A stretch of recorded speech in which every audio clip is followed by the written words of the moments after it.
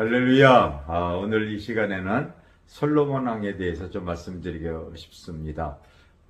우리 모든 믿는 사람들이 그 이스라엘의 솔로몬 왕에 대해서 한마디로 표현하자면요, 바로 하늘로부터 이 귀한 지혜를 소유했던 그렇게 왕으로 다 알고 있죠. 근데 저는 이 솔로몬 왕이 사실은 지혜로운 왕이라기보다는 하늘에 계시 하나님의 그 이 음성에 잘 듣고 순종하는 왕으로 이해하는 것이 더 맞지 않나 이렇게 봅니다. 그러므로 오늘 제가 여러분들에게 하는 내용들에 대해서 한번 좀 잘 귀담아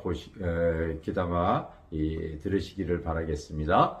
여러분, 다윗이 이제 이 나이가 많아서 이제 그가 이 왕위를 그 아들에게 이제 물려줄 때에 다른 아들들은 이 다윗이 바라볼 때에 말귀를 못 알아들을 것 같아요. 그런데 솔로몬은 다윗의 말귀를 알아들을 수 있다고 생각을 해서 그에게 왕위를 넘깁니다. 그러면서 유언과 같이 하죠. 내 아들 솔로몬아, 너는 내가 하는 말을 잘 귀담아 들어라. 우리 하나님은 무사람의 심령을 다 감찰하는 분이다. 그러므로 하나님의 말씀을 잘 지키고 믿음 안에서 나라를 잘 치르게 하기 위해서 나에게 임했던 성령의 기름 부음이 너에게도 흘러서 하나님과 소통하는 자가 되어져야 된다 하는 유언과 같은 말을 하지요. 이 말귀를 알아들었던 솔로몬이 이제 여러분 1,000번의 번제물을 하나님께 드리죠. 여기서 우리 신앙인들이 첫 번째 오해하는 것 첫 번째가 솔로몬이 바로 1,000번의 제사를 드렸다 이렇게 생각을 하고 있는데요. 성경을 잘 보십시오. 1,000번제입니다. 1,000번의 그 이 소와 양과 같은 번제물을 드린 거예요. 그러니까 1,000번의 제사를 드린 것이 아니라 1,000번의 예물, 그런 소와 양과 같은 이런 희생 제물을 1,000번 드린 거를 여러분들이 아셔야 됩니다. 다시 말하면 우리가 하나님 앞에 예물을 1,000번 드린 거지 제사를 1,000번 드린 게 아니라는 것을 바로 여러분들이 이해하고 계셔야 되는 거예요.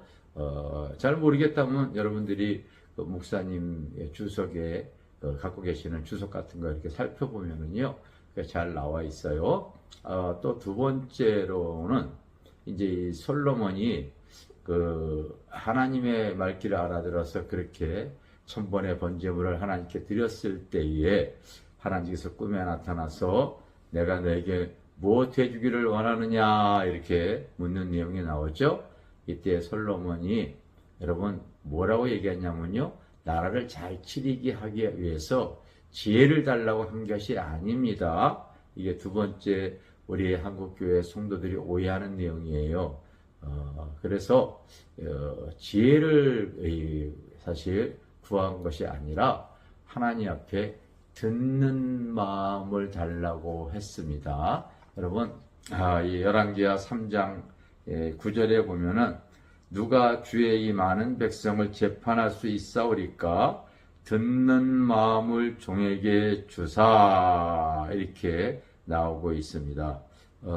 예전에 기억 한글판에는 지혜로운 마음을 주사 해서 그때다 그냥 솔로몬이 그때 당시 1,000번의 번제물을 하나님께 드려서 그때부터 하나님께서 그에게 지혜를 줬다 이렇게 하는데 사실 좀 더 우리가 성경을 잘 들여다보면은요, 그것이 아니라 위로부터 하늘로부터 오는 이 계시, 하늘로부터 오는 성령의 음성, 하늘로부터 오는 하나님의 깨달음, 이런 것들을 자기의 삶에 적용하는 능력을 말하는 거예요. 이것을 알지 못하면은요, 자꾸 우리가 지혜로 오해할 수가 있는데, 뭐 굳이 그렇게 뭐 이해하더라도 크게 무리가 있는 건 아니지만은 좀 더 우리가 바로 알기 위해서는 이 아버지 다윗으로부터 위로부터 솔로몬이 바로 하늘로부터 오는 이 계시에 대해서 듣고 순종하는 마음, 그것이 원어에는 레드쇼메아 이렇게 되어져 있습니다. 그래서 듣는 마음을 조금 더 직역하면은 듣고 순종하는 마음입니다. 그래서 그 하나님이 그에게 바로 이제 그와 같은 하나님과 소통할 수 있는 위로부터 오는 그 계시, 위로부터 오는 성령의 음성, 위로부터 오는 하나님의 특별한 그 예언적 기름 부음, 이런 것들이 통로가 열렸을 때에 바로 이제 재판하는 내용이 나오지 않습니까? 한 집에 같이 살았던 창기가 있었는데 아이를 낳는데 아이가 둘 다 같은 시기 비슷한 시기에 자녀를 낳았어요.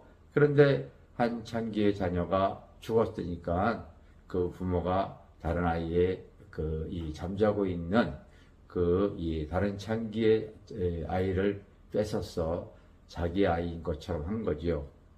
이것으로 분쟁이 생겨서 솔로몬 앞에 나와서 누구 아이인가를 분별해 달라고 하는 내용이 나오죠. 그런데 여러분, 이 솔로몬이 어떻게 재판합니까? 이게 여러분 사람의 이해와 지식과 상식으로 맞는 재판이 아니잖아요.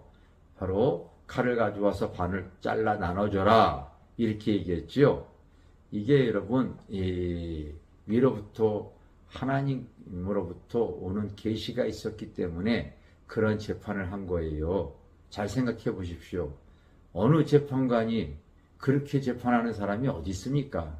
이거는 이 세상으로부터 오는 것이 아니라 하나님께서 하늘로부터 이렇게 하라고 명령을 한 겁니다. 그러니까 바로 이 듣고 순종하는 마음을 가지고 솔로몬이 그렇게 행했더니 그 친모가 마음이 자기의 친자식이 죽는 게 그 마음에 불붙어서 자기가 양보하는 걸 통하여서 친모가 누군가를 드러내는 사건이 이 솔로몬의 재판이지 않았습니까? 그러다 보니까 사람들이 이 하늘로부터 오는 놀라운 그 계시로 이 솔로몬이 순종을 한 것뿐인데 드러나는 현상이 참으로 놀랍기 때문에 참 솔로몬이 지혜로운 왕이다 이렇게 얘기를 한 겁니다.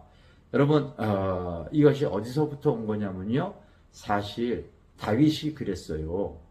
다윗이 성령의 기름 부음을 받고서 그가 항상 오랫동안 사울에게 쫓김을 당했잖아요.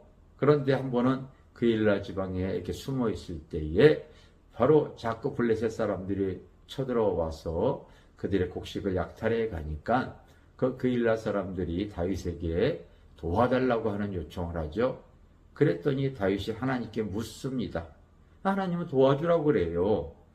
그랬더니 다윗을 따르는 그 주변의 군사들이 우리가 지금 그들을 도와주면은 위치가 발각이 되고 드러납니다. 그러면 사울이 바로 다윗 당신을 죽이려고 하니까 도와줘서는 안 되죠. 그랬더니 여러분 다윗이 또 어떻게 해요? 하나님께 또 물어요. 이게 바로 하늘로부터 소통하는 능력을 갖고 있었던 거예요. 그런데 하나님께서 도와주라고 그러죠. 그래서 도와줘서 결국은 위치가 발각이 되어져서 다윗은 그곳에 더 이상 머물 수가 없어서 이제 드렴소 바위로 다시 또 피신에 숨었습니다. 그런데 혹자가 이 사울에게 그것을 또 고자질하죠. 그러니까 여러분 사울이 3,000명의 군사를 동원해서 바로 여러분 엔게디 광야에 있는 드렴소 바위를 이잡듯이 찾습니다. 다윗을 죽이려고 하는 것이지요. 찾다가 그가 너무 피곤하고 또 볼 일도 봐야 하기 때문에 한 굴에 들어갔는데요. 저도 그 성지순례 갔더니 그곳에 참 굴이 많이 있더라고요. 그런데 공교롭게도 그 굴 깊은 곳에 다윗과 몇 명의 장수가 숨어 있었어요. 그 장수들 그렇게 말하지 않습니까? 바로 하나님께서 원수를 해야 할 시간을 주신다고 했는데 이날이 바로 그날입니다. 바로 볼일을 보고 피곤해서 잠들어 있는 사울을 바로 죽일 수 있는 절호의 찬스가 되어졌는데 놀랍게도 여러분 이 다윗이 죽이지 않죠. 왜 죽이지 않겠습니까? 바로 위로부터 하나님이 주시는 성령의 계시가 있었기 때문이에요. 사람들은 기름 부음 자이기 때문에 죽이지 않는다 이렇게 이제 이해를 하고 있는데 저는 하나님이 위로부터 주시는 계시가 있었기 때문이라고 해요. 여러분 절대절명의 위기 속에서 어떻게 여러분 죽이지 않겠습니까? 다른 사람들이 알지 못했던 성령의 기름 부음이 너희는 주께 받은 바 기름 부음이 너희 안에 거하나니 아무도 너희를 가리킬 필요가 없고 오직 그의 기름 부음이 모든 것을 가리킨다고 제가 요한일서 2장 27절에 있는 말씀을 가지고 이렇게 말씀을 좀 종종 드리고 있지 않습니까? 다윗 지금은 아직 때가 아니야. 너 지금 다윗 이 사울왕을 아직은 죽이지 마라. 위로부터 하나님이 주시는 계시가 있었던 거예요. 그것 때문에 이 사울은 살아났고 다윗은 또 수년 동안 쫓김의 신세가 있었는데요. 왜 그랬을까요? 이것이 훗날 기가 막힌 사건으로 사실은 드러나죠. 결국 훗날 다윗이 왕이 되어지고 또 이 아들의 쿠데타로 인해서 이렇게 또 피신을 갈 때에 여러분 시므이라고 하는 사울의 추종자가 이 다윗을 조롱하며 그리고 핍박하는 내용이 성경에 기록이 되어져 있지요. 그래서 만약에 이 다윗이 거의 이스라엘의 모든 사람들이 그 사울왕을 중심으로 해서 그렇게 지금 섬기고 있었는데 아직은 이 다윗이 어떤 사람인지도 알지 못했는데 사울을 죽였다면요 국정 운영에 엄청난 혼란이 있었을 것이고 백성들의 마음이 다윗을 향하지 못했을 거예요. 아직 때가 아니었던 것을 이 창조주 하나님께서 알고 있었지만은 다윗은 몰랐던 것이지요. 그러나 이제 이 훗날 바로 다윗이 왕이 되어졌을 때도 아직 잔존하는 다윗의 이 사울왕의 세력들이 그와 같은 행동을 한 것이 성경에 기록되어 있는 것을 보고서 참 하나님은 모든 것을 통찰하고 계시고 있었기 때문에 아직 다윗이 때가 아니었기 때문에 하나님께서 바로 그와 같이 사울을 살려주게 한 것이구나. 그거를 알 수 있었습니다.